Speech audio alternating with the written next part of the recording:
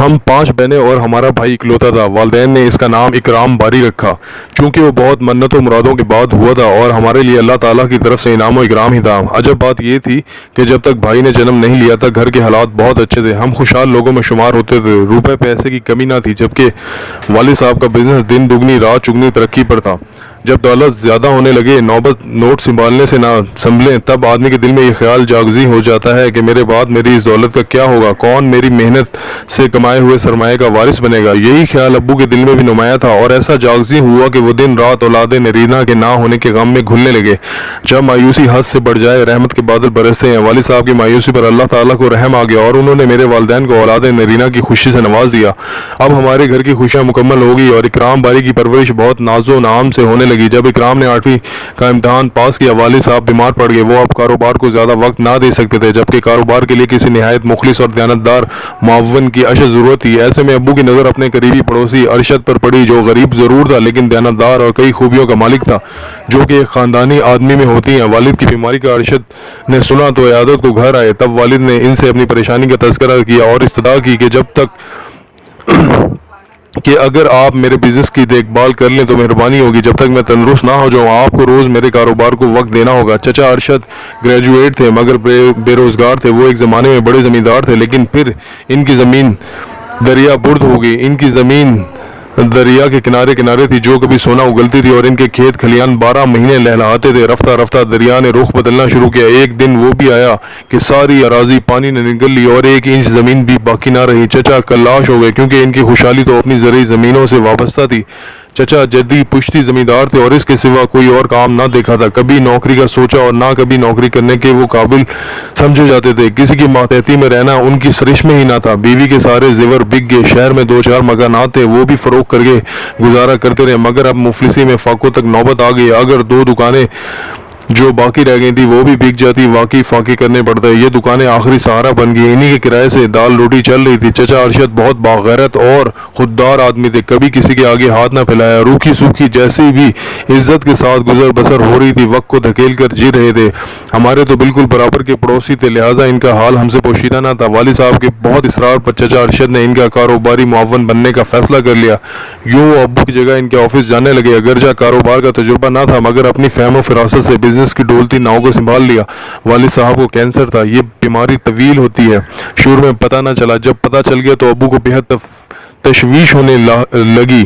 بھائی اکرام بھی FA کا طالب علم تھا، اس کی تعلیم ہی مکمل نہ ہو سکی، بھلا وہ کیسے کاروبار سنبھال سکتا تھا؟ والد صاحب نے سوچا کہ میری زندگی کے دن تو گنے جا چکے ہیں، جو اہم فیصلے کرنے ہیں وقت پر کر لوں تو اچھا، جانے بعد میں میرے کنبے کا کیا بنے۔ 2 بڑی بہنوں کی شادیاں ہو چکی تھی، وہ اپنے گھر کی ہو چکی تھی۔ ان سے چھوٹی 2 بہنوں کی منگنیاں ماموں کے بیٹوں سے کر دی گئی تھی۔ میں اور اکرام باری باقی رہ گئے تھے۔ والد صاحب کو اپنے کاروبار کے ساتھ ساتھ ہماری بھی فکر تھی۔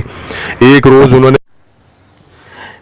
انہوں نے فیصلہ کیا کہ وہ بیٹی کی شادی کر دیں گے تاکہ اس کا چہرہ دیکھ لیں۔ اکرام بعد میں خود کوشش کر کے بہن کا کوئی اچھا رشتہ تلاش کر لے گا۔ بہت غور و فکر کے بعد وہ اس نتیجے پر پہنچے کہ چچا ارشد کی بیٹی سے بہتر اور کوئی رشتہ اکرام کے لیے نہیں ہو سکتا۔ ایک تو وہ خاندان کے اچھے فرد تھے اور قسمت نے ان کو مفلس کیا تھا، دوم یہ کہ اس وقت بے حد ضرورت مند تھے۔ دیانتداری سے ابو کا کاروبار سنبھالے ہوئے تھے، انہوں نے اس برے وقت میں ساتھ نہ دیا ہوتا تو ہم بھی مفلس اور کلاش ہو چکے ہوتے۔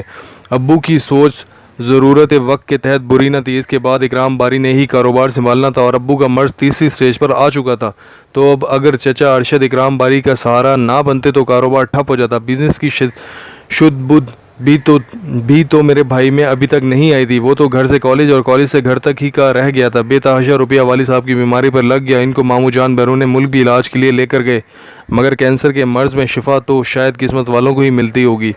جب ان کا وقت بہت نزدیک آ گیا تو ابو نے چچا سے کہا کہ تم اس کو اپنی فرزندی میں لے لو، میرا بیٹا ہر قسم کی بری عادتوں سے پاک اور بری سوسائٹی سے دور ہے، اس کو کاروبار کی شد بدھ دو۔ تمہاری بھی ایک ہی بیٹی ہے جو بلا شرکت غیر میرے ترکے کی مالک ہو جائے گی۔ چچا نے رشتہ قبول کر لیا، دولت کے لالچ میں نہیں بلکہ ان کو میرے والد سے محبت اور انسیت تھی۔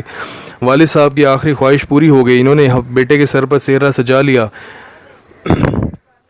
انہوں نے بیٹے کے سر پر سیرا سجا دیکھ لیا۔ اکرام باری کی شادی کے ہفتہ بعد وہ اللہ کو پیارے ہو گئے۔ جس گھر میں چند روز پہلے شادیانے بج رہے تھے وہاں سوگواری چھا گئی، مگر موت بھی ایک اٹل حقیقت ہے اور اس سے کسی کو منفر نہیں ہے۔ والد صاحب تو پھر بیمار تھے اور سبھی ذہنی طور پر اس بات پر تیار تھے کہ وہ آج کل کے مہمان ہیں۔ چند دن کی سوگواری کے بعد حالات معمول پر آ گئے۔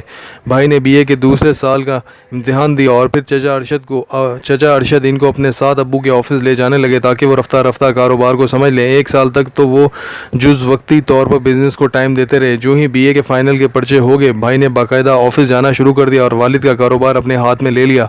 خدا کی کرنی کے کچھ عرصے بعد چچا ارشد بیمار پڑ گئے۔ اب اکرام اکیلے ہی بزنس کی دیکھ بھال کرنے لگا۔ وہ بہت کم عمر اور ناتجربہ کار ہونے کے ساتھ ساتھ بہت سیدھا بھی تھا۔ بابا جان کے 2 ملازموں نے آپس میں ملی بھگت کر رکھی تھی۔ وہ بے ایمانی سے بزنس میں مفاد حاصل کرنے کی خاطر چچا ارشد کو ہٹانے کے درپے تھے۔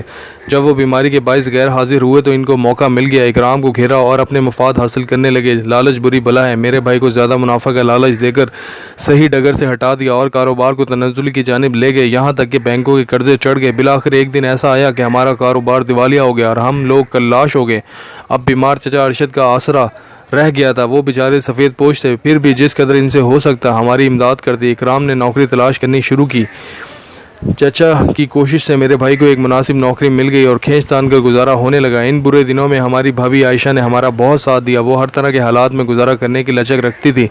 پیاز کی چٹنی سے بھی روٹی کھا کر اف نہ کرتی تھی۔ 5 وقت نماز پڑھ کر مفلسی دور ہو جانے کی دعا مانگتی تھی اور گھر کا سارا کام خود اپنے ہاتھوں سے سر انجام دیتی تھی۔ غرض کہ امی کے لیے وہ راحت دل و جان تو ہمارے لیے سکون قلب کا باعث تھے۔ دن سدا ایک سے نہیں رہتے، کبھی کے دن بڑے ہوتے ہیں اور کبھی کی راتیں۔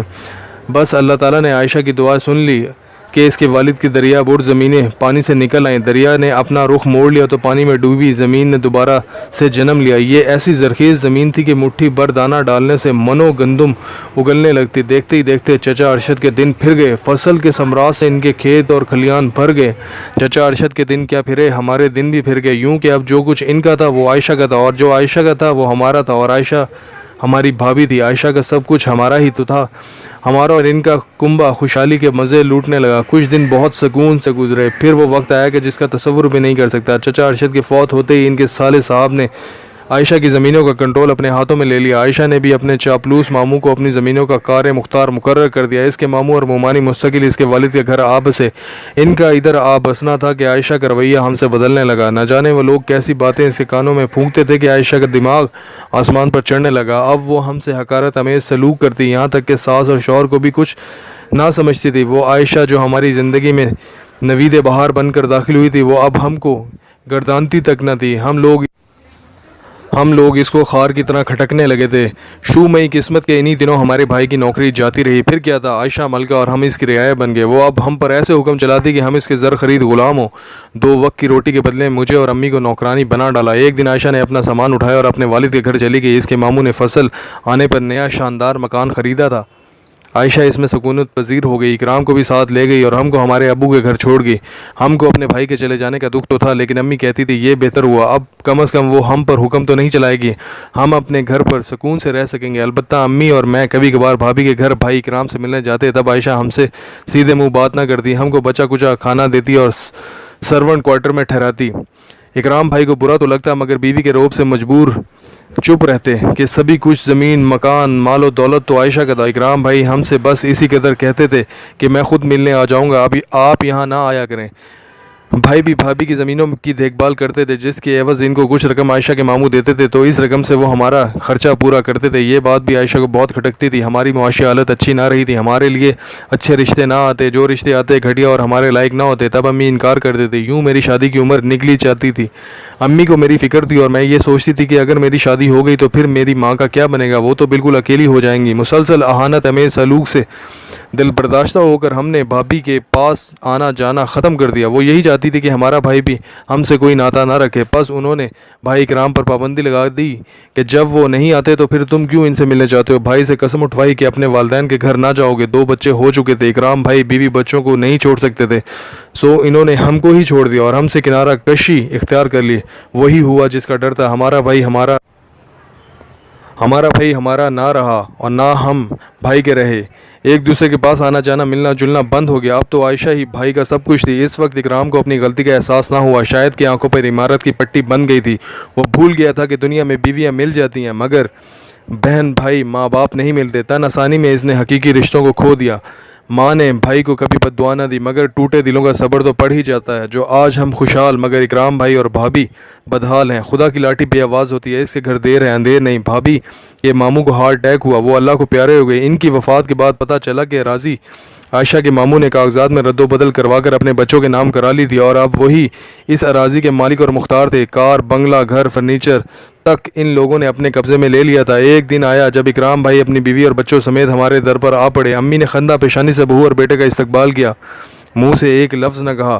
میں نے ایک اسکول میں بطور ٹیچر ملازمت کی اور پھر شادی میری ایک کولیگ کے توسط سے ایک خوشحال زمیندار گھرانے میں ہو گئی۔ میرے پاس کسی شے کی کمی نہ تھی، والدہ کی بھی میرے شوہر دیکھ بھال کرتے تھے۔ جس گھر میں میری والدہ اقامت پذیر تھی وہ ہمارے والد صاحب کا گھر تھا، لہٰذا اس پر اکرام کا بھی حق تھا۔ وہ اب بیوی بچوں کے ہمراہ اسی سائبان تلے آ گیا۔ میرے شوہر بارسوخ آدمی تھے، انہوں نے اکرام کو بینک میں اچھی ملازمت دلوا دی، یوں ان کا گزارا بہتر ہو گیا۔ اب بھائی اور بھابھی کو عقل آئی کہ دولت ہی سب کچھ نہیں ہوتی، اصل قیمتی اثاثہ تو حقیقی رشتے ہوتے ہیں۔ عائشہ نے امی سے معافی مانگی اور پہلے کی طرح ان کی خدمت کرنے لگی۔ کہتی تھی کہ آپ کی دعاؤں سے خدا نے ہم کو تونگر کیا تھا اور جب ہم نے آپ کی توہین کی اللہ تعالیٰ نے سب دولت اور ثروت واپس لے لی۔ اب تو وہ زمین جو ماموں زادوں نے ہم سے چھینی تھی وہ بھی ان کے پاس نہ رہی۔ دریا نے پھر سے آگے بڑھ کر اسے اپنے وجود میں سمو لیا۔ دریا کے کنارے جو زمینیں ہوتی ہیں وہ بے حد زرخیز تو ہوتی ہیں مگر ان کی بقا کا انحصار دریا کی وسعت اور اس کے بدلتے مزاج پر ہوتا ہے۔ جب دریاؤں میں سیلاب آ جاتے ہیں یا زیادہ پانی کی وجہ سے بڑی بڑی چھالیں آتی ہیں تو وہاں بنی ہوئی بستیوں اور کھڑی فصلوں کے نام و نشان تک باقی نہیں رہتے، اور یہی نرنگی زمانہ ہے کہ آج کوئی تونگر ہے تو کل وہ مفلس ہو جاتا ہے، آج کوئی عروج پر ہے تو کل خاک سے مل کر خاک ہو جاتا ہے، اس کا مقدر بن جاتا ہے۔ بس یہی قانون قدرت ہے، باقی دائم اور قائم تو اللہ تعالیٰ کی ذات ہے جو ہمیشہ سے ہے اور ہمیشہ باقی رہے گی۔